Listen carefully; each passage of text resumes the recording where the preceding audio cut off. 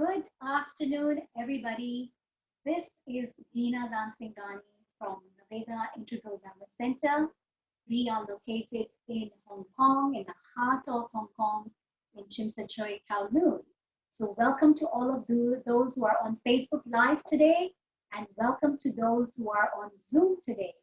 So, thank you for coming up today. It's a weekend, it's Friday, and I'm sure lots of you have lots of in Hong Kong. Generally, there's lots happening, and those who are really, really interested in the subject, I'm sure you've come onto Facebook Live, you're tuned in, and those who come on Zoom, thank you so much for coming in and really listening to us. So I would highly recommend those who are on Zoom to open up your video so that we can make this a very interactive session, because you will actually have the opportunity to have your questions answered by Mr. Vinod Sharma, who is an Ayurveda expert. So I request you to kindly open up your videos so that we can really see you and be really encouraged and empowered to share the knowledge of Ayurveda, this ancient wisdom, and how it's so applicable in today's modern times. And the same thing over here on Facebook. Of course, you can't turn on your videos, but you are watching us live. If you do have any questions for us, you can type it out in your comments, and we have our colleagues who are here who will be sharing that you do have questions, and we will have your questions answered as much as we can today. So today's session starts at 6:30 as we have, and it's going to last until 2 p.m. We will give an opportunity to, some of you to have some of your questions answered within the limitation of time. And we will be having a Q&A session with those on Zoom. You can make sure that you give it the last 10 minutes to have a live interaction with Mr. Vinod Sharma. So let me just give you a brief introduction of who I am and what we're doing and why we're doing all of this. So I am Veena Dansingani, founder director of Ayurveda Integral Wellness Center. I am also a hair specialist, and I'm very, very passionate about the subject of health and wellness, and especially because how it has really impacted my life and how it's transformed my life in the past 5 to 10 years. Of course, I've gone deeper and deeper into the subject only because of my own personal journey. So in 2014, I personally went through hair loss issues. And it was very traumatic for me. And that's when I got the opportunity to really dig deep into the subject of naturopathy and Ayurveda and how to heal myself naturally.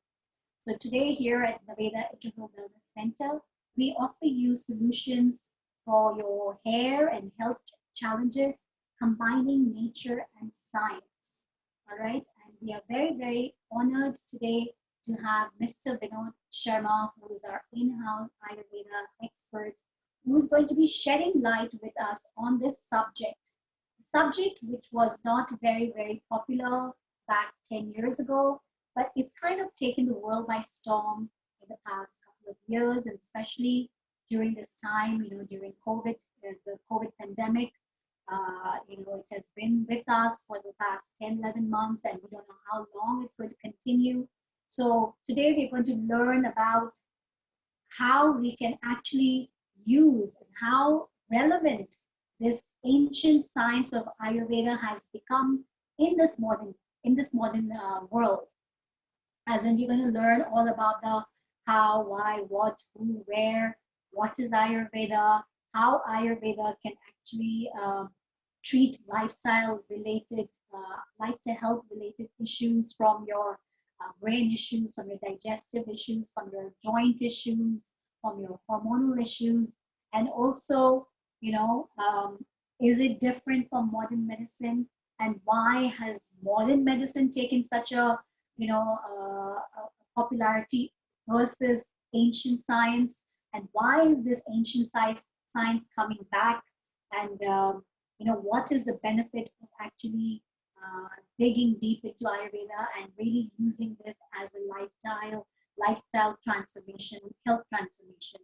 So I am very, very happy to have Sharma. Like I said, he is our in-house Ayurveda specialist. I'll just give you a brief intro about his background.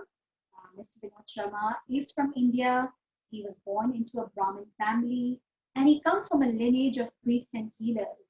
So he is very well versed in the ancient medical science of Ayurveda, particularly in the traditional art of pulse reading, Ayurvedic Panchakarma, which is the rejuvenative therapies, chakra healing, yoga, homeopathy, biochemical remedies, and reflexology.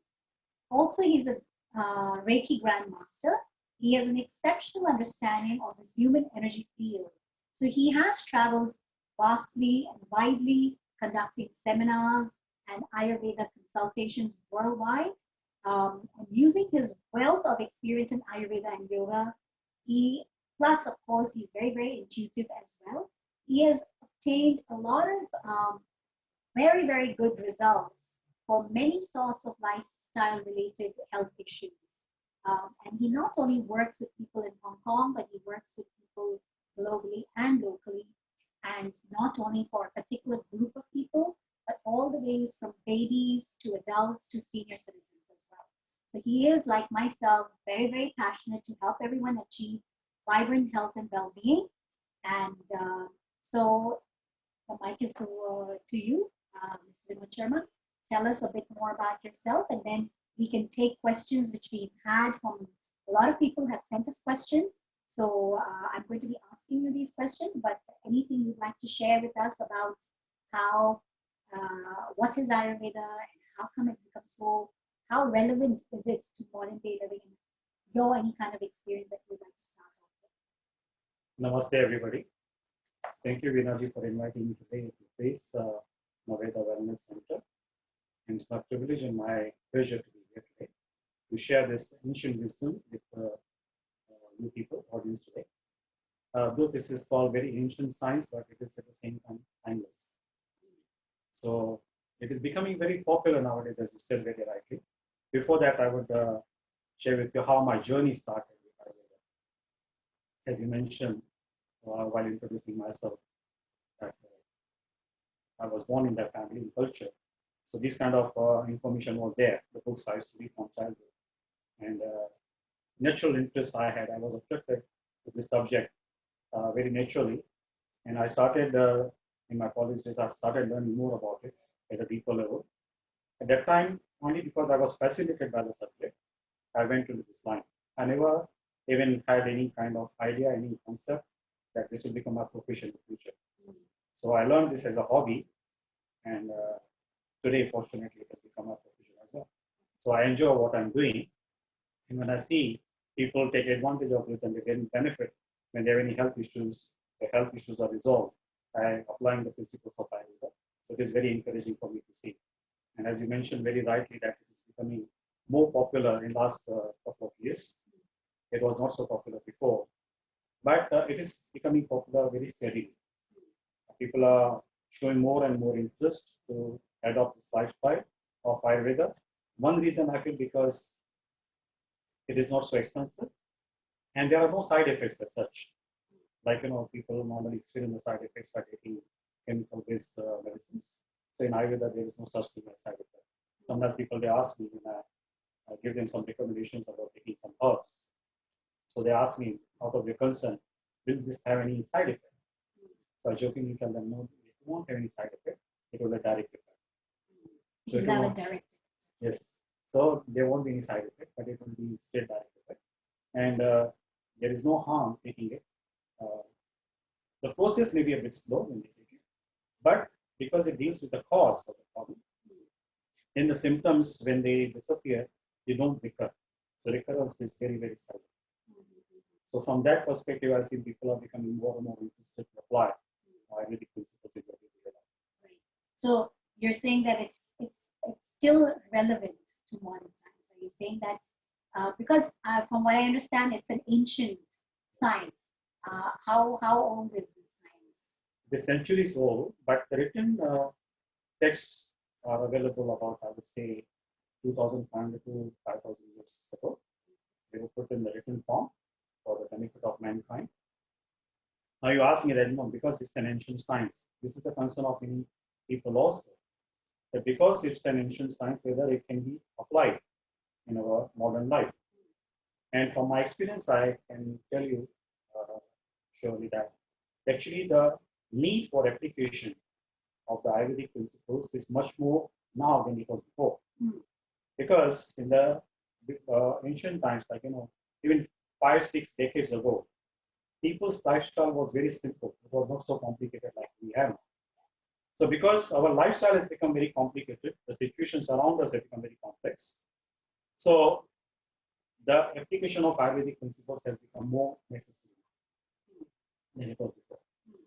So, I mean, it's become very necessary to apply it now, but as we know that modern man wants things to be quick, fast, instant.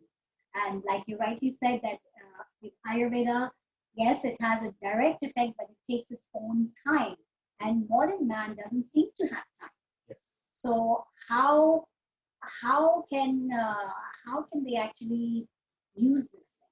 Yes. Very rightly you asked. Because see, the main problem nowadays people have, they don't have patience. They want quick fix. And see how the psychology is used, or rather misused. I'm not against the modern science, but I'm just sharing with you my experience, what I hear from my clients. So they say that that the modern scientists, doctors, they misuse the psychology, or they manipulate the psychology of people. Like supposing if anybody walks into any clinic, like a normal doctor, they say normal doctor. So sometimes I joking with them, these people, modern doctors, they are normal doctors. I'm a normal doctor. You're a normal doctor. Okay. Yes. So when anybody walks into any clinic of a normal doctor, so the doctor will address that person as a patient, very well knowing that this person does not have any patience. He's looking for a quick fix. But still, the doctor will address him as a patient, psychologically playing with him, that you're a patient person. I know. Inside he knows that he's very impatient, but he addresses him as a patient. So the point is that, yes, now coming to the point whether Ayurveda can help in as quick way as the modern medicines work. Why modern medicines work very quickly in acute cases?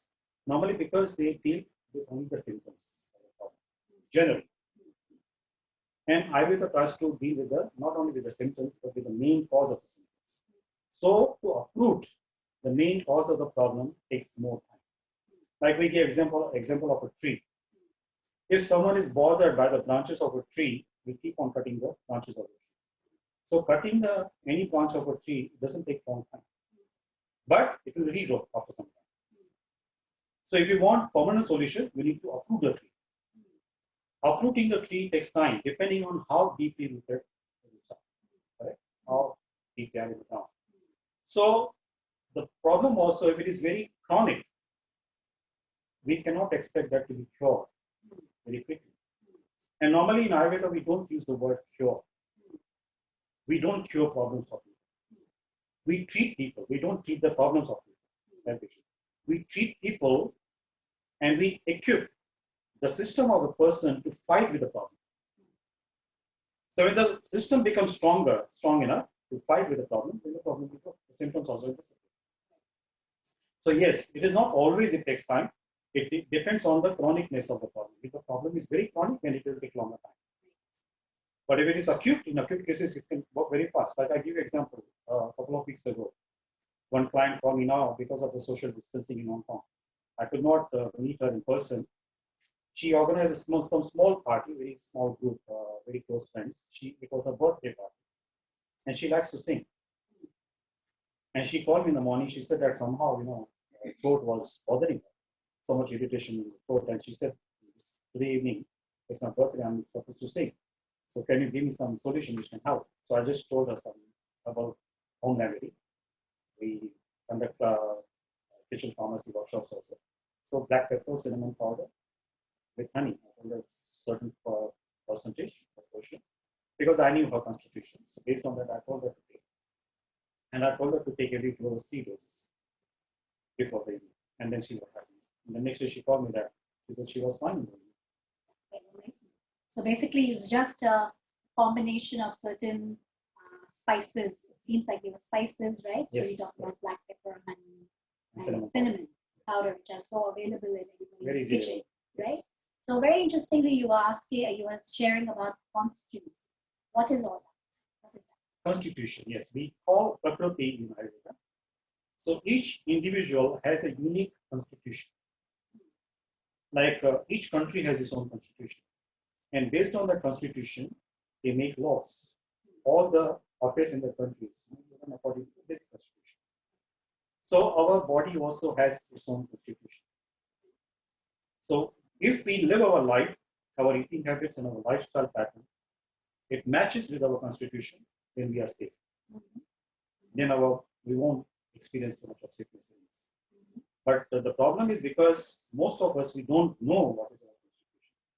So we end up eating wrong food, the food which is not appropriate, not suitable to our system. And then that causes imbalance.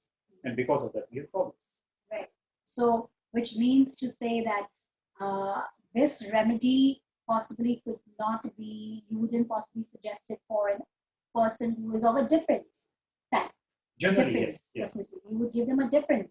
So how does one know their, what type are they? What's their Prakriti? What is their nature? There are different tools, methodologies explained in Ayurveda to find out about one's constitution. The best and most accurate one is from the pulse of the individual. So the pulse reveals what the constitution person has. Interesting. So I understand you can read pulse. You understand pulse, you can read pulse, you can feel pulse. Yes. And from the pulse reading itself, you're able to tell what's their constitution, what's their nature, and accordingly, what kind of diet or lifestyle they should be following. Sure. But I also understand that there's much more that you can get out of that pulse reading as well. You understand their psychological behavior. The whole thing, the physical aspect, the gross aspect of an individual, and the subtle aspect, the mental attitude, behavior, thinking process, emotional behavior, what kind of psychology the person has, and what kind of skills the person may have. I come across my clients, some clients, they have changed their profession after the consultation. Change their profession. Because I tell them according to the constitution what currently they are doing, what job they are doing, or what kind of profession they are having. It is not suitable to the constitution. And if they do something which is more suitable to their constitution, then they can get more satisfaction. And when they change their profession according to the suggestion I gave them, they are very happy, very satisfied. Wow. So it's almost like you're kind of giving them a roadmap to what they should really, how they should be actually living their lives, where they would get more fulfillment and purpose. Because, like you very rightly said, that some people, they're really doing things which are totally opposite to their nature. And that's why they also could possibly also be falling ill also because of that, right? Because they feel highly stressed in that kind of particular industry. It doesn't match their nature. It doesn't match their purpose. It doesn't match it. So wow, that's really interesting. So it seems like if people are lost with what kind of industry that they could be going into, also by pulse reading and finding out their nature, what are they more suited to. It could give us a guiding light to what's more suitable for us and where we would be more happier. Besides also learning a lot more about our health and what kind of diet is more suitable to us, what kind of lifestyle is more suitable to us. Because there are some people, as I understand, because I have done a consultation with you as well, and I learned that my nature is I can't remember right now exactly, but even though if you do you're recommending people to take on diet and lifestyle habits that matches their nature and which they will follow more easily rather than giving them something very generic. Right? So it's very unique to that person. Let me explain to you this one and to the audience more deeper. In Ayurveda, one we call Prakriti, the constitution of an individual. So Prakriti means constitution. Basic constitution. And now this constitution we get from our parents at the time of conception, not at the time of birth. At the time of conception. Yes. Okay. At the time of conception, the constitution is already decided. So is it like a gene? You can say to a certain extent like that. Yes. It's very deep. It's quite deep. And because of that, when I do recently I have done consultation for pregnant women. So hardly they miss their periods for a couple of weeks, 3-4 weeks, and then after checking the pulse, I was able to tell them what kind of gender the child is. And when they delivered, the gender was like that, whether it was a baby girl or baby boy, because constitution, as I said, is formed at the time of conception. So the pregnant woman's pulse can indicate what kind of child the woman is carrying. So that constitution we get at the time of conception. Other thing is vikruti, we call in Ayurveda, that is imbalance. Vikruti. Imbalance or the consequences of imbalance. So first, the diet is recommended, prescribed to correct that imbalance, to correct the vikruti. And normally Ayurveda recommends that diet is to be followed for minimum 6 weeks. And that also is very significant. Whatever things which are mentioned in Ayurveda, they're very precise, very specific. And for each and every precise and specific thing, some logical reason is there. We don't say because it is mentioned in the Ayurvedic text, you to follow. I don't know the reason, but you to follow. No, there is a reason behind it. And in my experience, I've seen, when the younger generation particularly, when we tell them something to follow, if they don't find any logical reason, they don't follow. They will follow for some time, but they will not diligently follow. But once they are convinced logically, then they follow without telling them, without reminding them. So coming back to this point, so first the diet is to be followed for 6 weeks. And after 6 weeks, I do a follow-up consultation again to find out what kind of corrections have been made. And then I tell them to follow the diet according to the prakriti. So when something is followed according to our basic constitutional nature, our body's makeup, then the problems will be less. Because whatever food we eat, we supply to the body will recognize it, and it will process it properly. So there won't be so much of indigestion problem, constipation problem. And when the food is properly processed, it will affect our body, our health in a positive way. So the health problems can be much, much less. So that's why. So first, follow the diet according to correct the imbalance. And then after that, to follow the diet to prevent the future imbalances. So this is the way Ayurveda works. Right. So understanding the prakriti and then correcting the prakriti, which is the imbalances.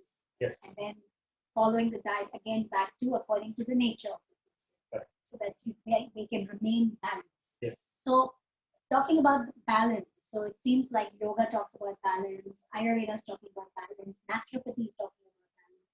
So what's this everything about balance? And that's the key word. So that's the key word. So everything has to be balanced. Yes. So it seems like COVID-19 has happened here. So there seems to, what do you think about it? The whole world is imbalanced? You can say that. Otherwise, see, if there was proper balance, then these kind of problems won't be happening. Because there is a lot of imbalance, so the nature also tries to correct the imbalance. Yeah. Correct? So, of course, because there was some imbalance, so nature had to intervene in a very drastic way. That's why these things are happening. Because man is not listening, I guess. Correct. We have lost connection with the outside world and with our within, what is happening within. So we are not integrated within. Then how can we expect cooperation outside? If there is no cooperation within our system, then we cannot create cooperative society. It's not possible. Right. So basically, the imbalances you could basically already see where people are suffering from a lot more diseases. Seems to be a lot more lifestyle diseases than there ever were before. Yes. Like it's become such a common thing to hear people having cancer, even within your own family members. You're listening like, oh, yes. Which was not even heard of. Yes. Right? I would say 10, 20 years ago, you would say, oh, it happened to somebody, right? Yes. So cancer, heart diseases, joint issues, or many kind of diseases which you never even heard of. Yes. So there are so many things happening because of all these imbalances that have come in. True, very true. Right? Now you named about very serious diseases.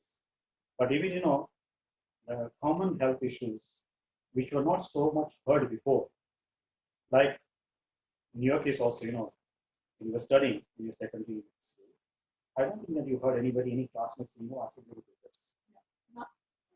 Depression has become very common nowadays. What to speak of secondary or university students, primary school students. One kind of, one aspect of depression is ADD is becoming very common, neurological problem. So these kind of problems were not heard of before. Now they have become very common. Why? Because our lifestyle has become so much. We are advancing, technologically we are advancing, scientifically we are advancing. But this advancement, actually, we are not using for our benefit. We are misusing it. We have lights now. Before, when there was no electricity, after sunset, people were forced to go to bed. There was no activities at night. But now, because we have lights, so many activities are happening. Now, if the activities are for our benefit or for benefiting others, then it's fine. But actually, they cause more destruction. So, because of these kind of imbalances, we see in the society, people are living very unnatural life, and it has become a norm. Like I shared with you quite some time ago, I had a young client. She was studying in Hong Kong University, one of the universities in Hong Kong, from Germany, from Munich. So when I was telling her, giving her some lifestyle guidelines, I told her, she should go to bed by 11 p.m. latest. She gave me a very strange look. I asked her what happened. She said, I've never come across a weirdo like you in my life. I asked her, why are you saying that? She said, who goes to bed at 11 p.m.? There's the time to go out with friends, to disco clubs and all that. So I said, no wonder you're having problems at such a young age. What a woman above 50 should experience the symptoms, you are experiencing it when you're 20, in your 20s. Of course, later on, she made got some sense and she started following. The point I want to make here is because our lifestyle has become so unnatural. And this unnatural lifestyle has become very common. It's not normal. It's common. So whatever is common, not necessarily normal. Yeah, I mean, rightly said. People are before I said about cancer and stuff, but even like you said, depression, anxiety, insomnia. So many people. I mean, I see clients. They come to me for their hair consultations, but then they come with so many other problems. And then I get surprised when they tell me the kind of medication, heavy dosage of medication they've been taking for years and years, and they're so young. Yes. So that really shows that yes, there seems to be really a big imbalance, and that is almost seems like nature coming into saying, listen, I need you guys to get back into balance no matter what it takes, intervene, and really cause some kind of a massive paradigm shift in consciousness. Yes.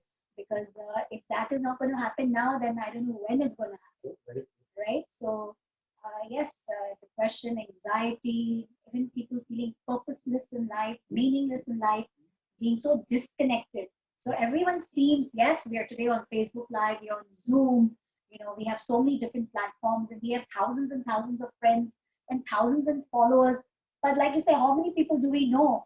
And when we really fall sick, how many of these will actually come and take care of us? So we kind of become disconnected with who truly we should really connect with. I mean, not just with social media and technology and people that we don't even know of, and but really connect back with ourselves, with our higher selves, with our families, with our close friends, and that's where I feel that there's true meaning and purpose and satisfaction in life, rather than saying, oh, I've got these millions of followers and being really happy about it. And then when these millions of followers don't like your Facebook, don't comment, you kind of feel sad and depressed. So see what you said, now that doesn't mean that these things are not important. They're important, but we give more important than they should have. So now the audience should not feel that Ayurveda, means we have to go and stay in the forest Yeah. or in the caves. It's Yeah. not like that. Yeah. If we are living in a society, there is some purpose for which the nature has put us here, right? So we need to balance in such a way our lifestyle and our eating habits in such a way that we can do our activities in the society. At the same time, we can maintain our health. The activities what are happening around us, people around us, they should not affect us so badly that we fall sick. So when we learn that art, how to maintain our good health, following the ancient principles in our modern life, then we can live in the society also. We don't want to be isolated.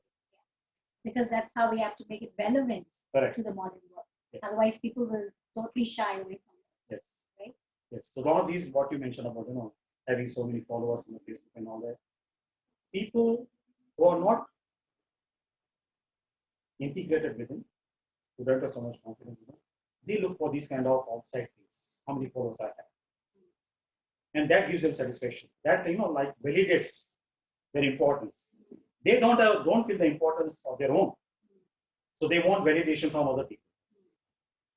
And because of that, when somebody says some right thing also, but in a critical way, people will listen.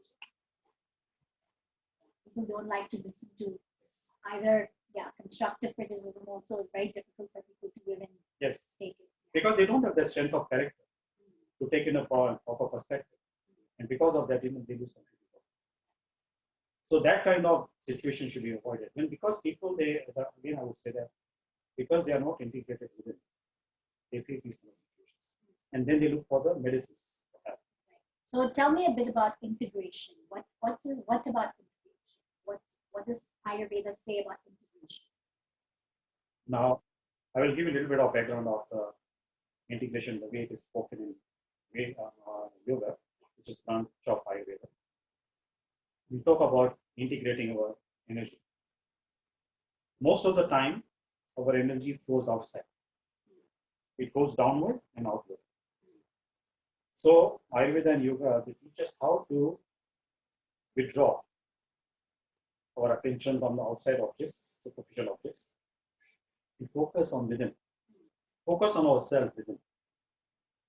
So when we reverse that flow, so our energy gets integrated, more concentrated, and that gives us strength of character. That helps us to build up our willpower, strengthen our confidence.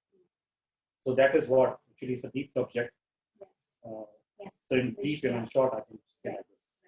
So to be integrated rather than to be distracted and just be everywhere and anywhere. Yes. Right? So that is where even where you kind of feel lost. Yes.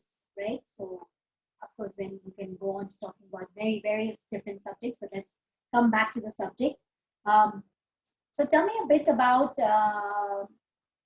I've also heard about in Ayurveda they talk about doshas and three doshas. What is that? Basically, the whole science of Ayurveda is based on functioning of the 5 universal elements: space, air, fire, water, and earth. Now, what elements we see outside, they're within our bodies: space, air, fire, water, and earth. And Ayurveda combines these 5 elements and puts them into 3 categories. So those 3 categories, they are called doshas. Now, it will be very interesting for you to know, for the audience also to know. Dosha literally means faults. Now, if I want to present now in a modern terminology, by default, we have these 3 faults. By default, we have these faults. These 3 faults. We are born with these 3 faults. And then later on, they keep on multiplying. The combination keep on changing according to our eating habits and lifestyle. So to begin with, we have these 3 faults. Now they are called doshas because they cause imbalance in the system. They make our system faulty. Dosha means faults. So because little bit of, if they go out of sync, they create faults in our system. And generally they are out of sync. If not all 3 of them, at least one of them will be out of sync. So in that kind of imbalance proportion, when any element is there, combination is there. Like 5 elements are said, combination is space and air together, it makes vata. It's called vata, that combination. Then fire, air, and water. Fire is the predominant one. That is called pitta.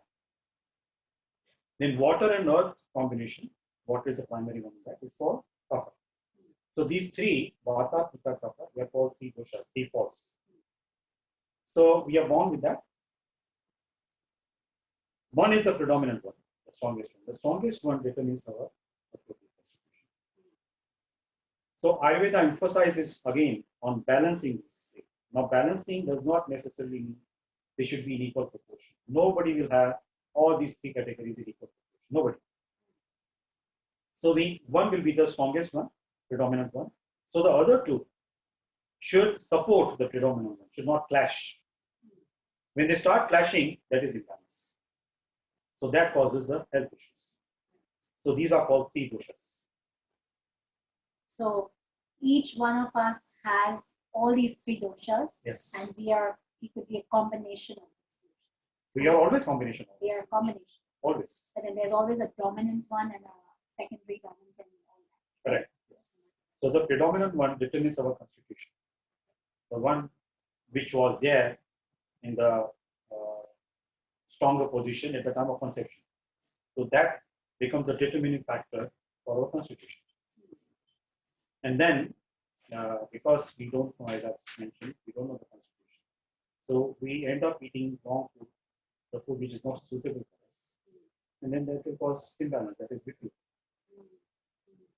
Right. Very interesting. So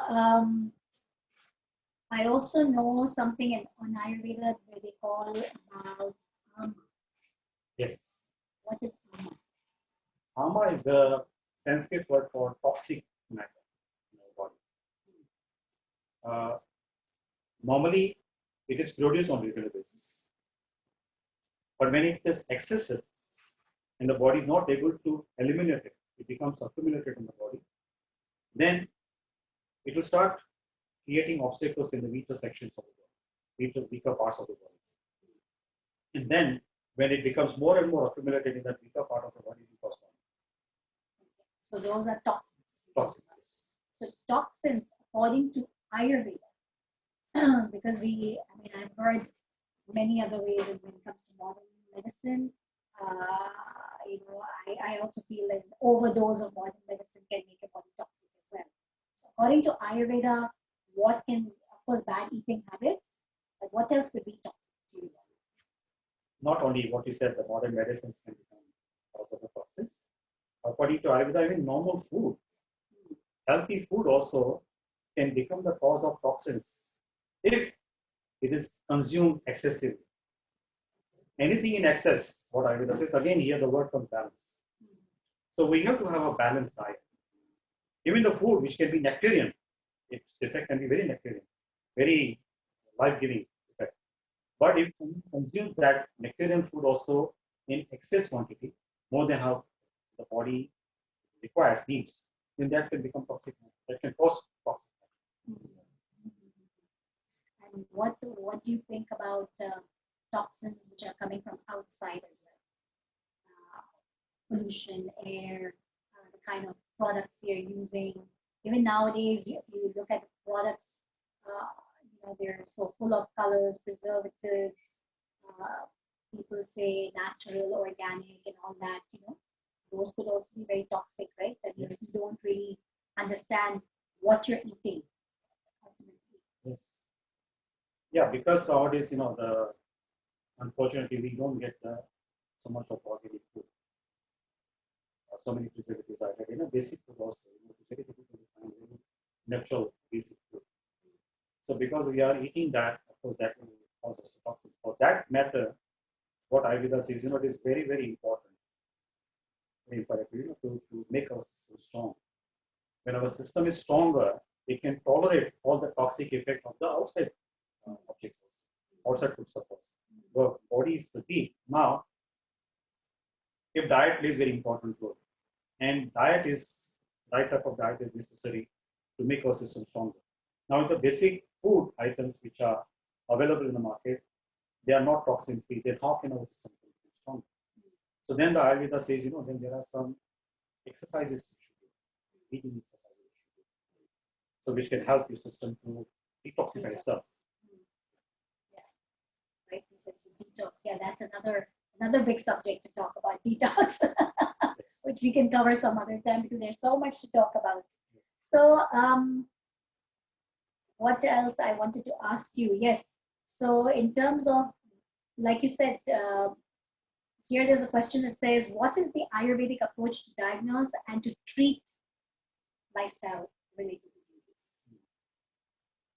As I said, the first way, the most accurate and more precise way is to check what kind of pathology the person has and what kind of imbalances the person is having, and how the consequences of the imbalances are overpowering the constitutional behavior of the person. Many times in my practice, I have seen, when people come, supposing mostly, from the yoga community. So they have learned books on Ayurveda, and they have done this checklist also, to check about their constitution and all that. So when they come, they have some preconceived idea about the constitution. So when they want to start talking, I say, let me check your pulse, then I'll tell you. So more than 90% of the cases I've seen, when I check their pulse and I tell them what constitution they have, they completely get so shocked, because the checklist they attempted, from that they found that the constitution is something different. So what happens, the vikruti when people have, and because of the vikruti has been experienced for a very long time, and that becomes like a second nature of the person. So the person thinks, oh, this is my constitution. So that's not the constitution. So the basic thing is check on the pulse what the basic constitution the person has. So that also there is a prerequisite. I normally tell my clients to be on empty stomach for 3.5 hours. The reason behind is that according to the Ayurvedic and yogic philosophy, they said that our body abstracts the nutrients, absorbs the nutrients for 3 hours from the time of eating. So as long as that absorption is happening, the pulse will be affected by the qualities of the food. Because each food has some elements. Right? So whatever the food the person has consumed, those elements will affect the pulse. So it will be inaccurate. Inaccurate, because that food is affecting the pulse. So that will not reflect, that will not indicate the actual basic constitution of an individual. So after the period of 3 hours is passed, I tell them to drink some water so that it balances. And then after that, I check the pulse. So then only the actual idea of the constitution of the person will be better. And then I tell them what kind of constitution they have and what vikruti they are having, what kind of symptoms they are experiencing now in the last few years. And then based on that, I guide them that what kind of diet they should follow, what kind of exercise they should do. Ayurveda basically means science of life. Yes, that was one of my questions. So, yeah, what is the meaning of Ayurveda? Science of life. Science of life. Yes. So it is not only related to just only when we fall sick, when we fall. Day-to-day life. Ayurveda gives guidelines from the time we get up in the morning what one should do till the time one goes to bed at night. So throughout the day, how the activity should be arranged in such a way that our biological clock matches with the universal clock.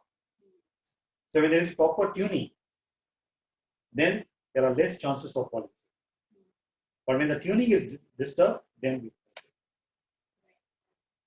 And yeah, like you said, if we don't know, if you're not tuned with the rhythm of the universe or with nature, that's also when we become imbalanced, because I guess even nature has, since nature has the 5 elements, our body also has those 5, exactly the 5 elements. Yes.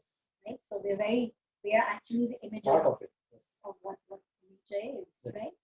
So like you said, we have 5 elements within us. Yes.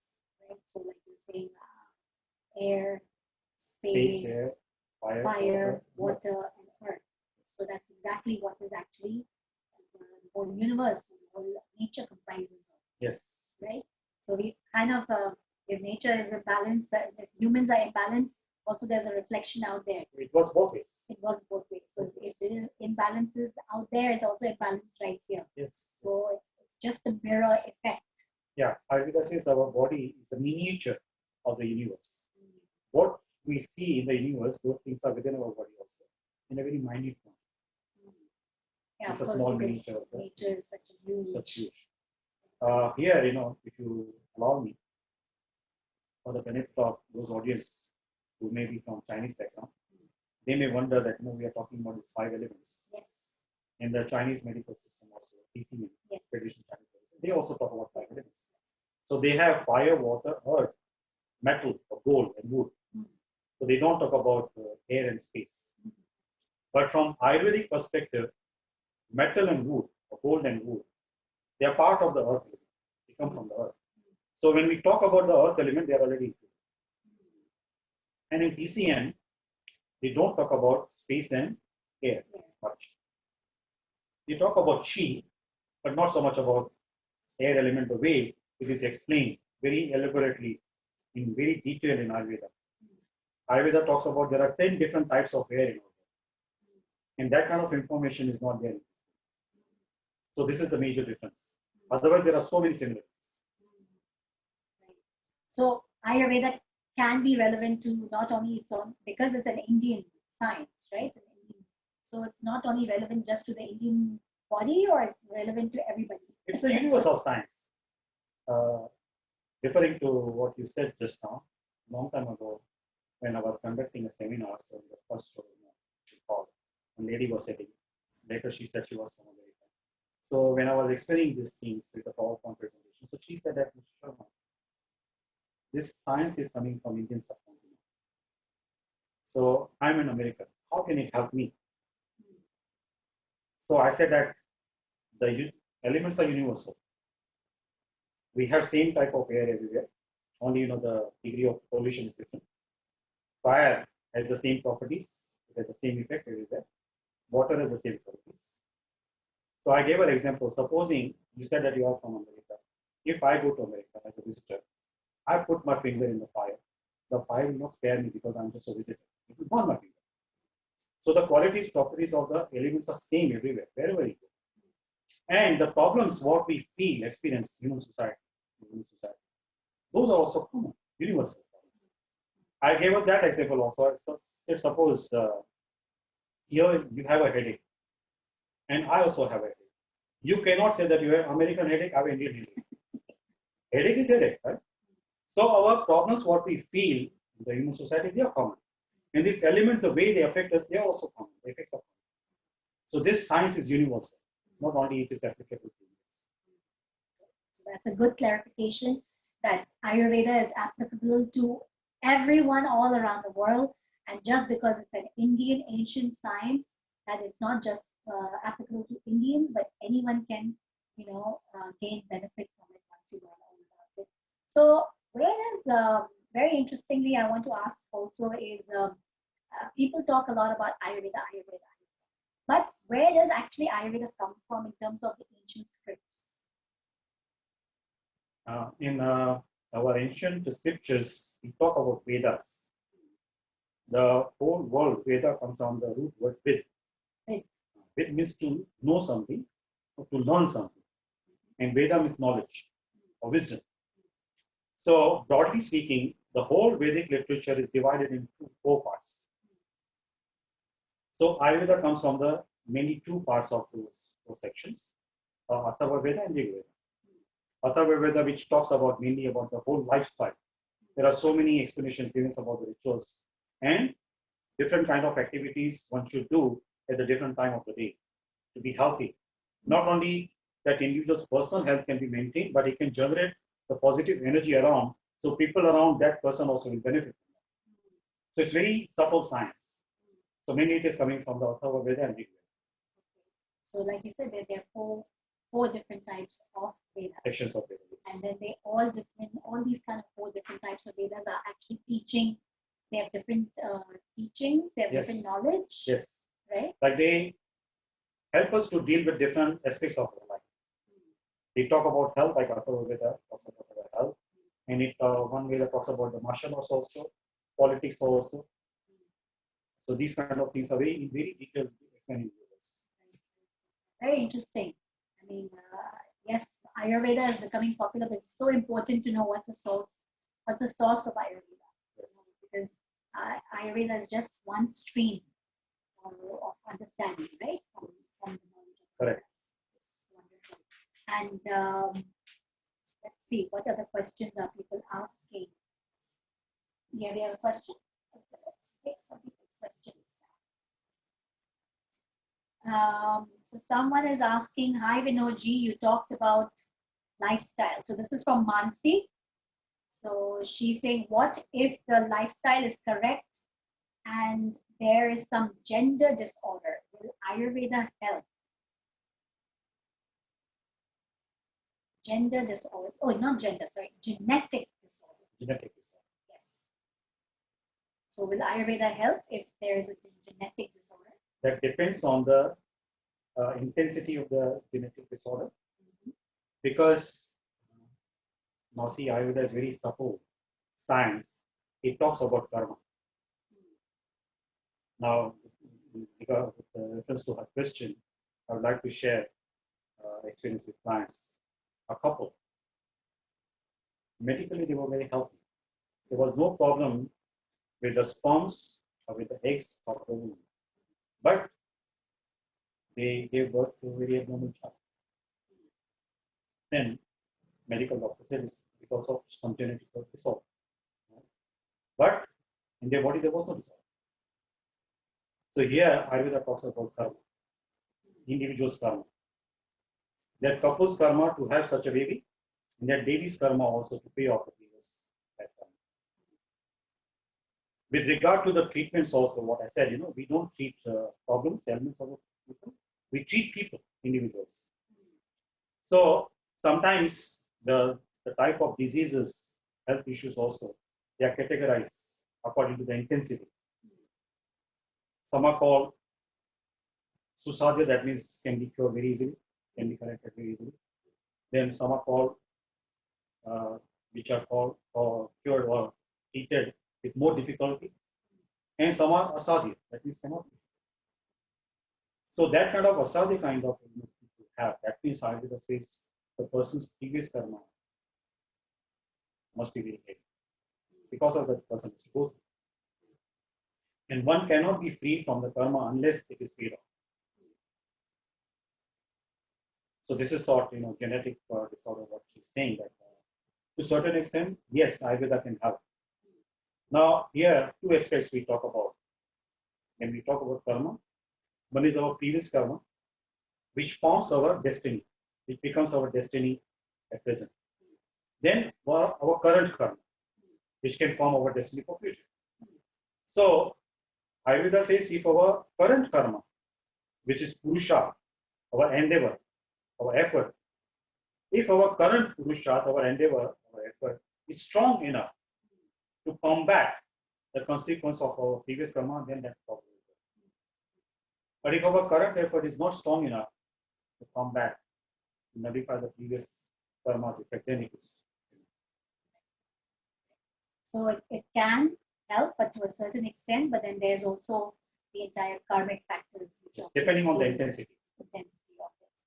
So she also is asking, is there any is there any scientific research done on Ayurveda? In many ways, yes. Now, see, when we talk about scientific research, this question also, many times it comes in the seminars and workshops. Before I talk about this, I want to elaborate a little bit of earlier part of the question, yeah. The genetic disorder. So we talk about karma, right? So to prevent these kind of things, abnormalities in the newly born babies, one section of Ayurveda talks about the guidelines for the couples to follow before starting a family. When they plan properly, then the chances of having a healthy baby increase.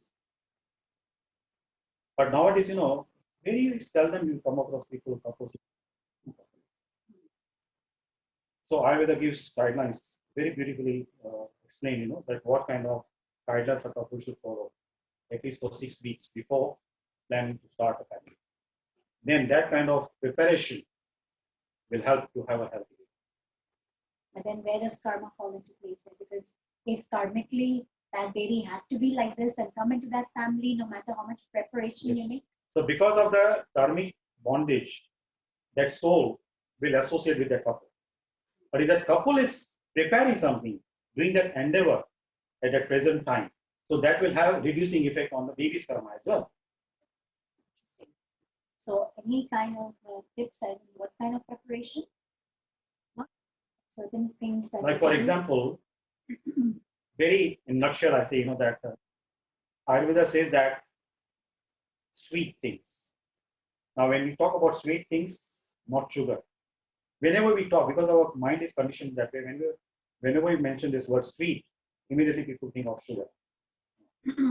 Ayurveda talks about natural sweetness. So, man should consume more natural sweets. So natural sweets, you mean like fruits? Fruits, honey, molasses, jaggery, rock sugar, these kind of sweetness. And women should avoid these kind of sweets. Have in very minute quantity. Because sweet taste is like a nectar for a man. And sweet taste is like a poison for a man. Like, in modern times, I come across many young female clients also. Very commonly, they suffer from UTI, urinary tract disorders. Correct? They have this candida, these kind of problems, and doctors say because of too much sweet, or they eat that's why they have it.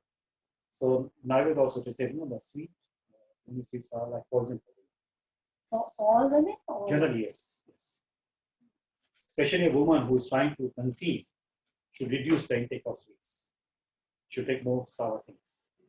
Because the logic is given, the sour thing will make the woman's body more acidic, more fire.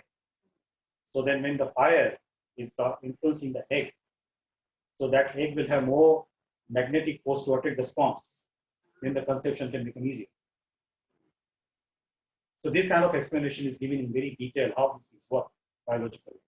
And these are all stated in the Vedas. Very elaborate.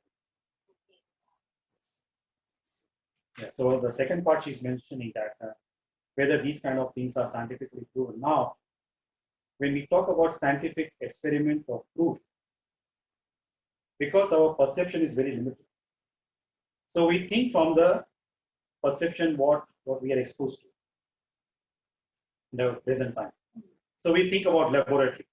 No, scientific experiment is laboratory because chemicals are tested in the laboratories. But what Ayurveda says that the scientific experiment can be done in the whole universe, not only one room, laboratory. Our kitchen also can be a laboratory. When women cook, they experiment with things. So the sages who compile this information for the benefit of mankind, they already experimented with all these things. And if anybody has any doubt, so whatever properties are mentioned, for example, turmeric, it is so popular nowadays. It is called a miracle herb in Ayurveda. Now the scientists are doing some kind of experiments on that. But the properties, the benefits which are mentioned in the original Ayurvedic text, those are based on the realization and the experiences of the sages. So at that time, whatever things were available for them, in front of them, they use those and they experiment. So based on that experiment, their realization, they noted down all the points. And those can be proven now, those can be experienced. Like turmeric has anti-inflammatory property. So if somebody has inflammation, that person takes turmeric, the inflammation will go. Now, that is a proof. Right? So if somebody very adamantly says, I want to experiment this kind of effect of the turmeric in the laboratory, go ahead, waste your time. The intelligence is whatever is already proven, no need to waste time on that. Just follow. Right? So from that perspective, in short, I was saying, yes, experiments have been done, but not the way we think that experiment should be done. Now, because this is, we are educated in that way, little bit of arrogance is there. Whatever is beyond our perception, beyond our understanding, we reject, we don't accept. But actually, that is not the way it should be. The sages already spent so much of their life to experiment on these things, whatever they mentioned in the text. And those properties we can experience. But like we rightly also have discussed that, nowadays, the youth especially, they're always questioning the whys and the science behind it. They want scientific evidence and all that. And I guess because also of that, the scientists are also putting a lot of effort into taking these kind of herbs and spices into the labs and really testing it, Yes. because only then, that's why you also see why suddenly Ayurveda is becoming also so, so mainstream, or people are taking more interest, is because it is going into the labs. It is going in that direction where we are, it is being tested for its efficacy, for its potency, for its benefits. And that's how it's coming into mainstream as well. Otherwise, without it, it's not possible to come mainstream. Yes. Now you are saying that mainstream. This is very interesting. I think it was in 2002, April, if I remember correctly. One reporter from very leading newspaper had come to interview me. And then when I was talking to her, then she told me at the end of the interview, Mr. Sharma, it's a good news for you. WHO has recognized Ayurveda as an alternative, authentic alternative medical system. So I smiled. And she said, only smile, you're not happy. I said, of course I'm happy, but actually Ayurveda was the mainstream before. Now they are accepting as an alternative thing. Now it's a very good thing also, what you said that, they are testing in the laboratories, different herbs and all that. It is only to reinforce what is already said in the scriptures. They are not finding something new. They may give a different kind of terminology, different kind of chemical combinations to the spices and herbs, but the effects are the same, like already mentioned. So, if you ask me honestly, it's waste of time. I mean, it is, but then again, you have to convince some group of people. Yes, you have to, it has to be because done. without it, then people will not accept it. Yes. Right. So everything has to be proven. Yes. To everybody. So the kids will not do anything. The children will not do anything if it's not proven. If not, the benefits are not shown. This same kind of question was asked by one student some time ago. I was giving a lecture on Ayurveda at the Chinese University of Hong Kong. So one lady asked me that why this scientifically some experiments are not done. So I told her the same thing. But then I said, I gave her an example. 5-6 decades ago, antibiotics were introduced. At that time, the scientists were saying they're very nice, very good, very good. Now, same scientists, not the individual same scientists, but same community, science community, they are rejecting it. Right? So then where the modern science stands? Where does it stand? The one scientist's opinion is negated by the other scientists. Repeated. So there is no match. But when we talk about Ayurveda, the principles which are mentioned centuries ago, principles are same today also. There is no change because it is based on the functioning of the 5 universal elements. And the universal elements, they had the same properties centuries ago, same they have today, and in future also they will have the same. So there is no change in the fundamental principles of Ayurveda. So again, I told her the same thing also. Like whatever things we are having today, the scientists are introducing today. 5-6 decades later in future, at that time the generation will ask you the same question. That means at that time the yardstick for measuring the propensity or something or the potency of the medicine will be different. So that future generation would like to experiment according to the devices available at that time. So if you are alive after 5-6 decades and somebody asks you, you say it's waste of time. Right? It's done, been there, done that. At that time you laugh, why are you wasting your time? 5 decades ago we already did it. So same thing is applied to Ayurvedic kind of spices also. If they want to experiment, let them do it. To reinforce what is already said. They will not find something new. They will not come up with something new. As far as the properties, the effects are concerned. The names, they may give their modern names, terminology they can use. But the properties will not change. So also, you were talking about turmeric, right, for example. So nowadays, things like not only turmeric, but the name curcumin is become very popular. Main ingredient in the food. So it's a more bioactive ingredient within turmeric. Turmeric itself. Yes. Because people are talking a lot about curcumin. They're not really talking much about turmeric. Yes. Yes. So, yeah, very interesting. They want more concentrated form of that. Is that more effective? The efficacy, is it more potent? What is it? Yeah, see, now, when nature produces something, there's some reason behind it. the way it is produced by nature, there is some reason behind it. Some kind of other supplementing ingredients are there, which can help, which can facilitate the digestion of the main ingredient. So, if somebody wants some quick result, then concentrated form can be given. In Ayurveda also, there are certain formulas we call Shuddha Sattva, extract, the concentrated medicinal properties. So in certain cases are given, but it has to be balanced with other things so that it doesn't cause any balance. This reminds me of the difference, main difference between the modern science, modern medicines, and the Ayurvedic medicines. This actually I learned from one of my friends. She's a medical doctor, and she told me in our modern medicines also there are so many plant-based medicines. They are natural. The sources, the raw material is natural, but still they have side effects. So conversation, then I told her that the reason could be because when you make some medicine from any plant, you are extracting the positive energy from the plant.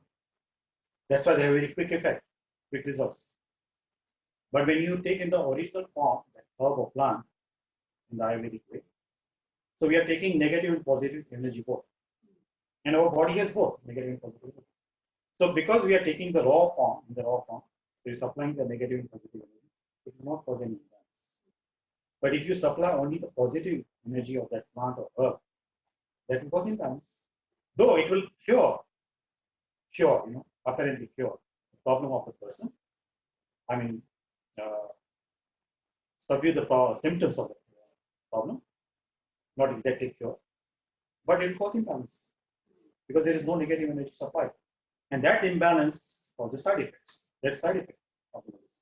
Though it is plant-based, it will be side effect. So the point I want to make here, if people they want to take Rupuma also, right, they can take it, but they should always be mindful to balance it out so that it doesn't cause imbalance. Otherwise, the natural form of turmeric also can cause imbalance. Yeah, so that's what somebody was in fact telling me, that now because of COVID-19 and people have been hearing so much about taking turmeric and all that, it seems like they've overdosed themselves with turmeric, and in fact it's causing them a lot of problems now.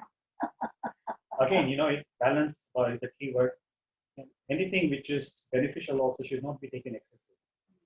In Ayurveda, we use the word yukti. That means the person should be very tactful. How much to take, when to take, how to take, what kind of combination should be there. Like for example, honey is a universal food, right? It's very healthy. Now, in Ayurveda, it is said that if honey is taken with milk, it will make person gain weight. Honey with milk. Yes. And if it is taken with water, it will help to reduce weight. Same substance, but the subordination is different with what it is taken. Then the properties change. So that yukti is very important. Otherwise, even the healthy, beneficial substance also can cause problems. So basically, even knowing whether I should take it first thing in the morning, or should I take it after afternoon, or should I take it in the evening, what's the best time, and all that is very important. Yes. Having said that, I don't want to discourage the audience. Otherwise, they will, always be. Yeah. But like you said, it's very important to have your. It's very important to get your constitution correct, and then be guided properly how to do it, rather than just getting it from Google, or hearing from here, or reading it from this book, and thinking that you are this and that, and confusing yourself. It's always very important to get proper guidance from an expert, who has that kind of knowledge. Because of nowadays, because of social media, if something benefits someone, person starts spreading the message. Yeah. Forwarding the message. Oh, please take because I was benefited. But people also, without knowing, they start taking them. If they feel some harmful effect, they say, oh, this whole Ayurveda is useless. So that should not be the case. So rightly you said that, yes, if somebody wants to maximize the beneficial effect of this science, then the basic step is get yourself checked. That what kind of body makeup you have, what kind of psychology you have. From the first, you can know about the psychology of the person. So if you take something which matches your whole system, it will be beneficial. But if it contradicts, then it will have conflict. So importance of making sure that we are becoming very conscious through education. Like we are empowering ourselves with education and knowledge, and not just doing things by ourselves. And that is what Naveda is all about. They really created a platform for people where they can actually gain this kind of knowledge by people like yourself and many other experts that we have in house who are so happy to sort of educate and empower and inspire people to become conscious beings, how to live more consciously, how to become more aware of what we're eating, how we're living, how does the body operate, what's the science behind it, and how do you read nutritional labels. So going back to that nutritional labels, in fact, like I said, in the market, for example, turmeric, you can get so many different kinds of turmeric. Are they all effective? They can be effective, but now we need to see whether it's a beneficial effect or an adverse effect. Effect will be there. If the quality is poor, it will have adverse effect. If the quality is good, it will have a positive effect. Little bit I want to share with you because growing the herbs. What to speak of growing the herbs? Sowing the seeds. Ayurveda is very precise in that area also. According to the lunar cycle, on what day, on which day of the lunar cycle, that particular herb should be grown or harvested. So those kind of precautions were taken before, but nowadays because of the commercialization, these kind of things are not followed. So because these things are not followed, then the herbs and the spices, the different kind of plants also, they don't have that kind of potency to heal people. So because people don't feel benefit, as it is mentioned in the Ayurvedic text, they think it is exaggeration in Ayurveda. There is no exaggeration. The sages, they were very cautious, very, very mindful what they noted down. They would not write down anything to advertise something. No, they were not bothered about that. So whatever they saw at that time, the herbs were giving the results. According to that, they made the notes. They compiled the information. So it was more of an observational science. Observational and realization. It was realized by their own experience, and it was revealed within their heart because their consciousness was very refined, very refined. So that information was revealed within their heart, and that information was revealed according to the need of the people living in that society at that time. So it is said, that is mentioned that the herbs which are produced at that time, they were very potent, and day by day, the earth, the soil also is losing that potency. There's so much contamination. Because of commercialization, people they just want to do mass production, then the quality is affected. So that's what I'm saying. It's like you can get turmeric outside for like $20, $30 or $40, but then you can get turmeric of high quality where you pay $300, $400 also. Yes. So people should become very mindful of what they are actually buying, yes, rather than just generically hearing that turmeric is good, so let me get I can get turmeric for $20. Why should we get something more expensive? Yes. Right. So that is exactly, even at Naveda, we invest a lot of time, research, money into getting the purest and the highest and the safest of quality. So we do have, like as I've mentioned to you, that we have in-house scientists to actually do the hard work, to making sure that everything that comes in is audited, it's for its quality, for its potency, for its therapeutic quality. Because we want to make sure that when we're giving people something, we're giving them something that has direct effect. Yes. It really impacts their health and well-being quickly, yes, rather than taking slow, or sometimes even if you buy something of cheaper quality, it can become toxic to your body. Very true. Right? Very true. So that's very, very important. So how much time do we have? We have 10 more minutes, right? You have more questions? Let's take more questions.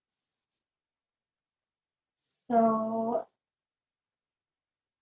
this is from Riddhi Sharma. Okay, one question I will pass because it's more related. She says, without Nari Parikshan, can we come to know as to which doshas, Vata, Pitta, Kapha dominates or not? May not be so accurate and so precise. As in through the questionnaires and stuff. Yes, people they attempt to do some checklists. The pulse, my guru used to say, people if they don't have clarity of thoughts, they will not be able to realize also what kind of changes are happening. And the checklist they go through, the symptoms can change, keep on changing. The same person attempts to give answers to the checklist what is mentioned.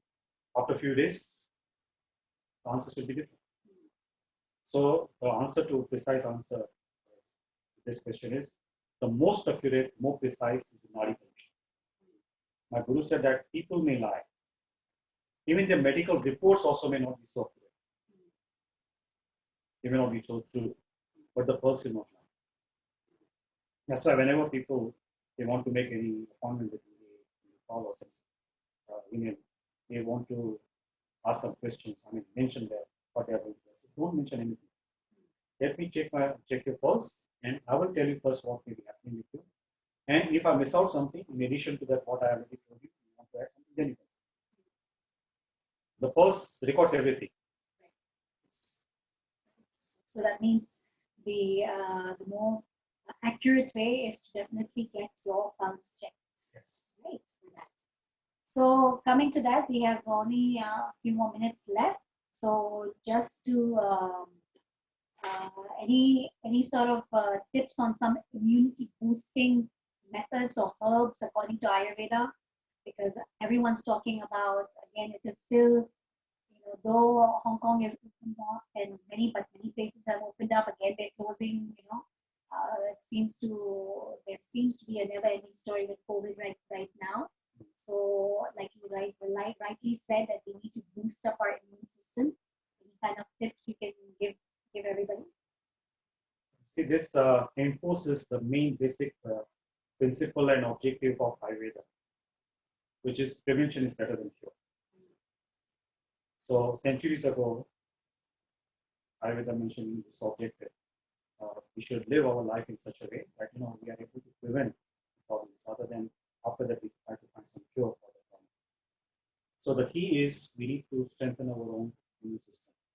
Now, with regard to the question you asked me, usability, so that person's system, the question. One should not get disheartened. I don't want the audience to be disheartened if they don't have anybody where they can get their pulse checked. But still, they want to find out, they're curious, what should they do? So what Ayurveda says, if you do not know about your own personal constitution, try to follow any kind of diet and lifestyle which can help you to stop any kind of imbalance of vata dosha. Because vata dosha is more significant than pitta and kapha when it comes to getting succumbed to this kind of changes happening around us. Because vata disorder can make the person overly sensitive. So when the person becomes overly sensitive, then can be affected by whatever is happening around very easily. This kind of pandemic, either we call it sankrama. That means a problem which is happening globally. So in order to protect ourselves, if we make our vata function properly, regulate the flow of vata, the air element, then we can make our system quite strong. This is the basic key. So, like you said, if one doesn't have access to an expert who can actually check the pulse, but then there are certain guidelines which can still be followed. Yes. So what Ayurveda says, the basic things, like I mentioned to you earlier, Ayurveda gives guidelines because it is science of life. From the time we get up in the morning till the time we go to bed at night, what activities we should do at what time. In detail it is mentioned. Right?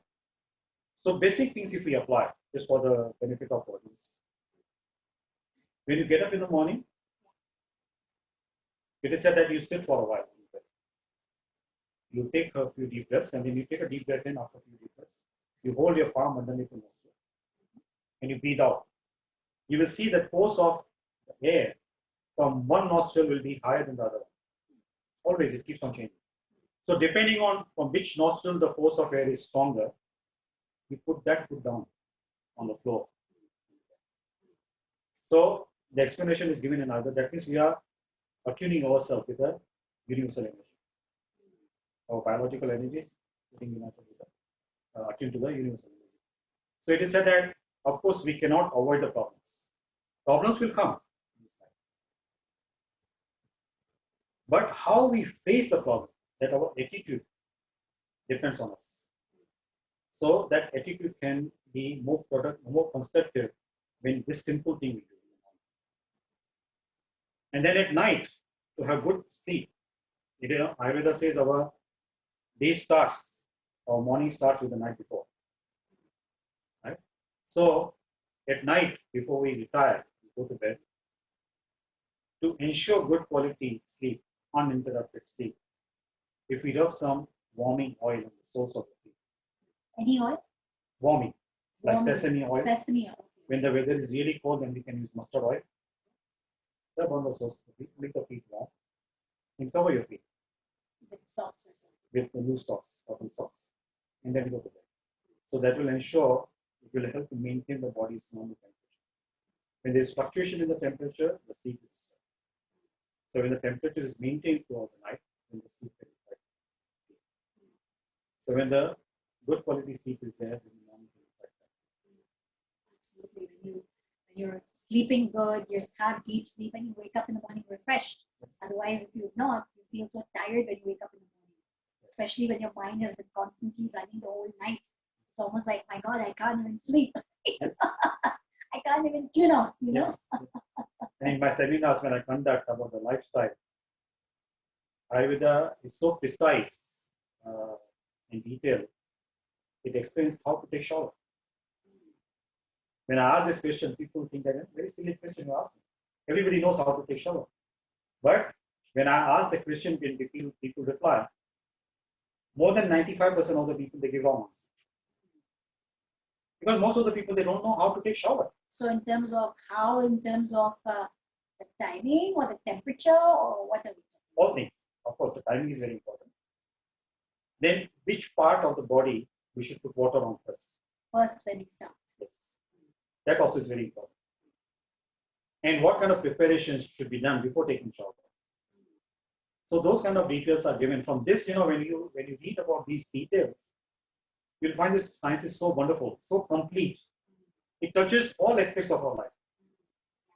But I guess that the modern man doesn't have time to read such deep science. It is worth spending time on such things rather than spending time and energy and money on the medicines. Or even just going and clicking on Facebook and social media. Those things we can do. See, again, the bottom line is, if our system is together within, our strength is integrated together, then these kind of challenges we can handle very nicely. Otherwise, we get affected. So I just last few things I want to check.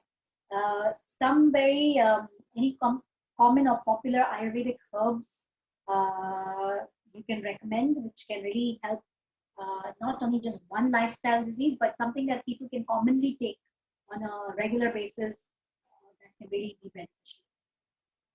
We talked about turmeric.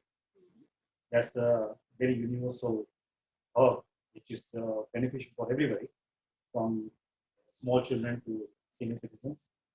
Then we talk about ashwagandha, which is energy boosting. Now the unique effect of ashwagandha is it is energizing. At the same time, it is calming. It is energizing and it is also calming. Yes.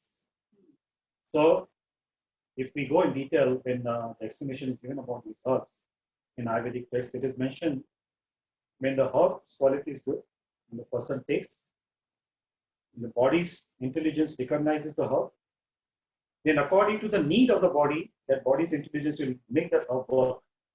Right. So it will do according to what that particular body requires. Yes. Because I have experienced where some of my clients, when I recommend ashwagandha to them, some of them are like, they feel so sleepy, they feel so tired, they never felt so sleepy in their life.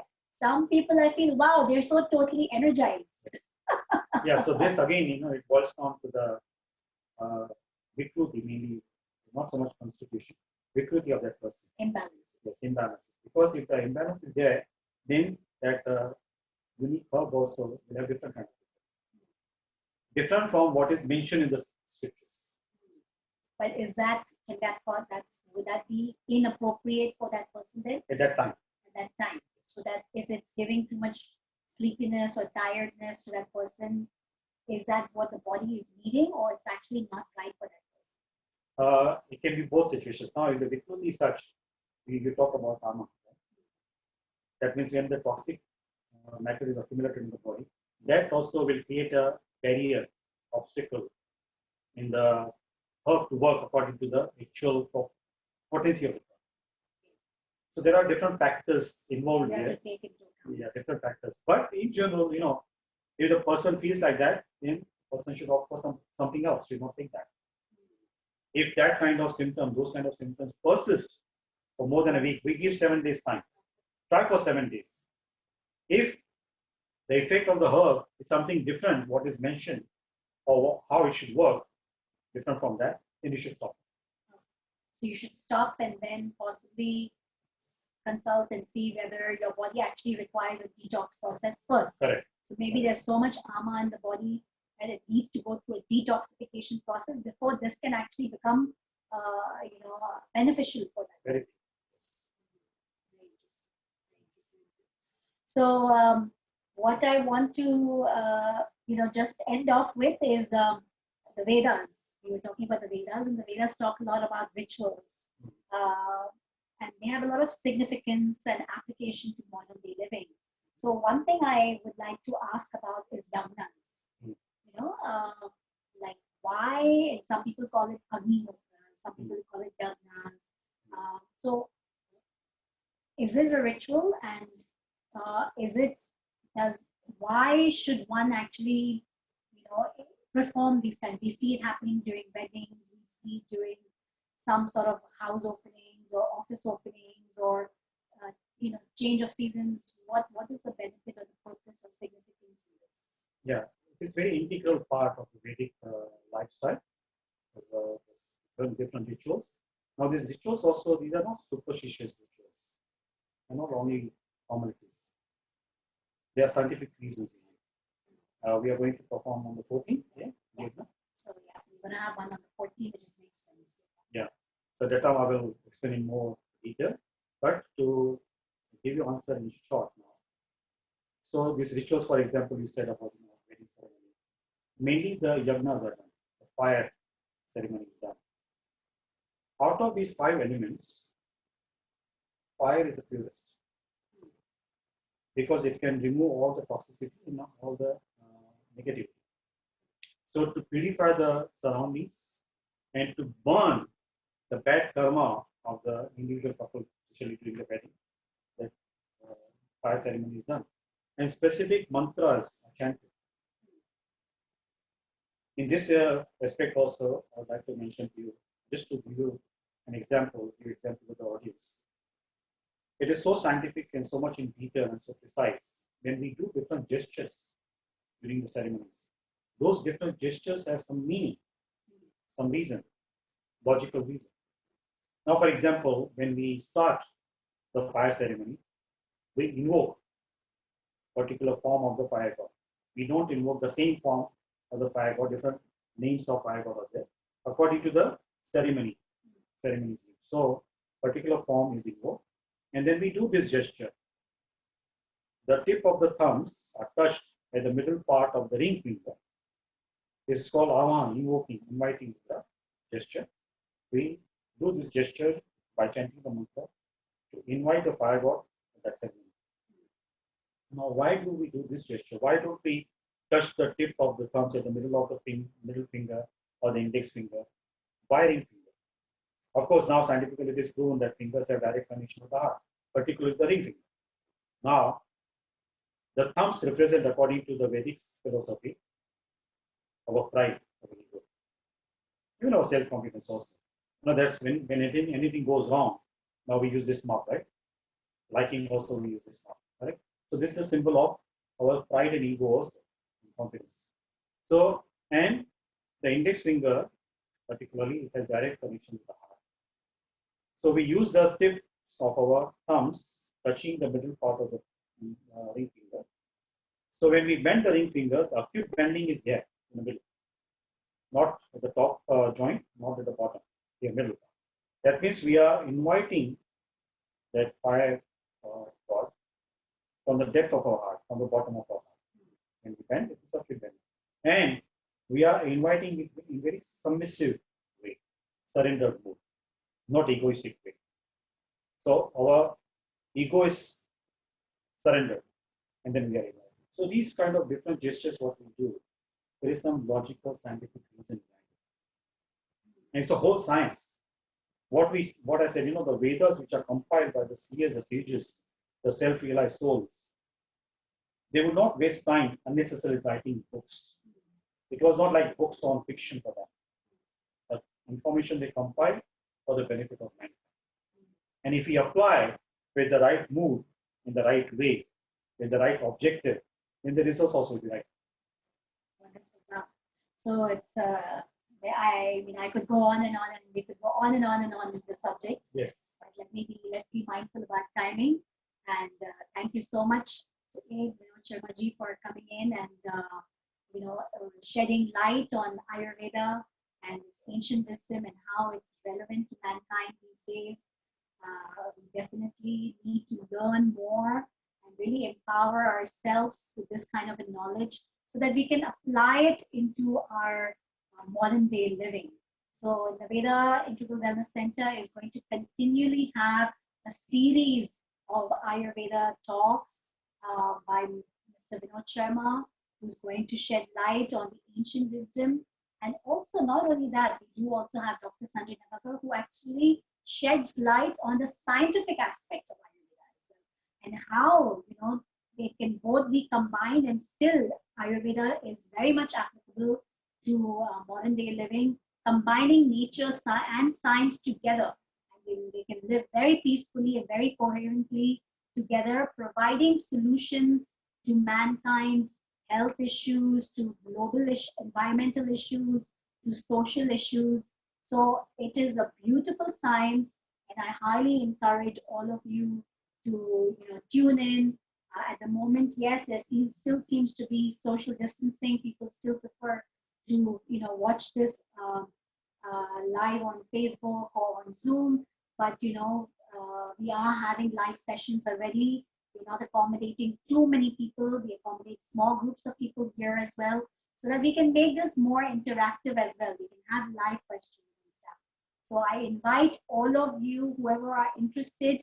We are having our next session on the 14th of October, which is actually, we are going to be conducting a yagna over here at Naveda Integral Wellness Center. We don't have a big space over here. We are limiting it to possibly only 15 people, because we do not want too many people to gather at one place. But it's a beautiful ritual, which is very scientific, which has a lot of health benefits, not only health benefits, but much more beyond that, which can be very cleansing, very purifying, and very rejuvenating. So that is going to be happening on the 14th of October from 6 to 8 p.m. onwards. Anybody who is interested to attend live, please do send us a message on our Naveda Facebook page or on my personal Facebook page, Veena Dansingani, that you would like to attend this year in Hong Kong at our center. And those who are really not able to come here live, perhaps you have other things going on, it's inconvenient, you want to still maintain that social distancing, watch it. We're going to have it on Facebook Live, and possibly also going to now channel it out into Instagram and YouTube and so on. And not only that, it's going to be a global telecast, so you can be watching it from anywhere around the world and really learn from Mr. Vinod Sharma how this beautiful ancient ritual can still be applicable to modern day living and how beneficial it can be to us. So thank you so much, everybody, for tuning in. Thank you for listening to us, and I hope you found this as interesting and as interesting as I have found it. Like I said, I could go on and on and on and on. Thank you very much again.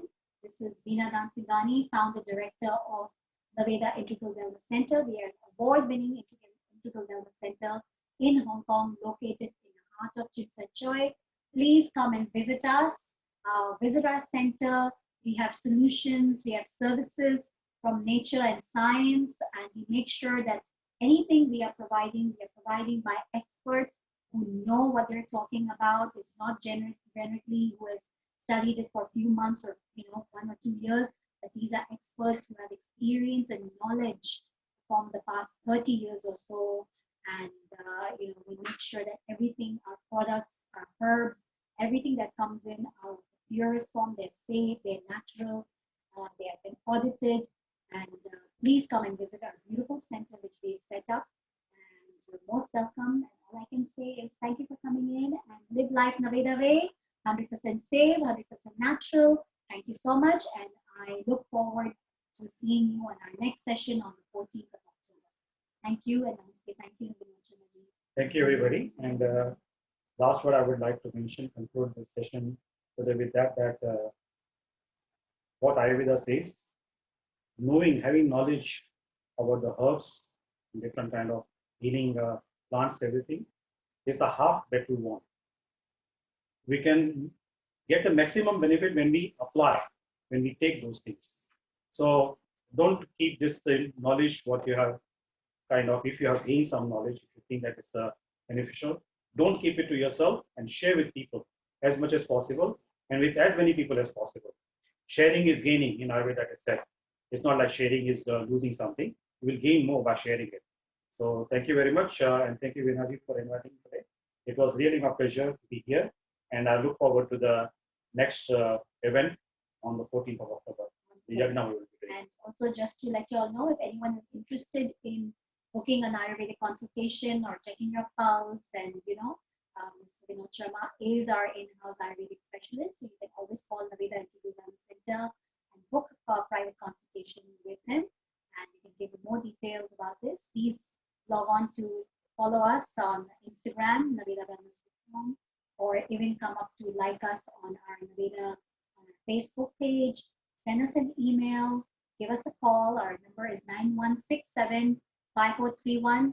You can reach me at Veena Dansingani as well.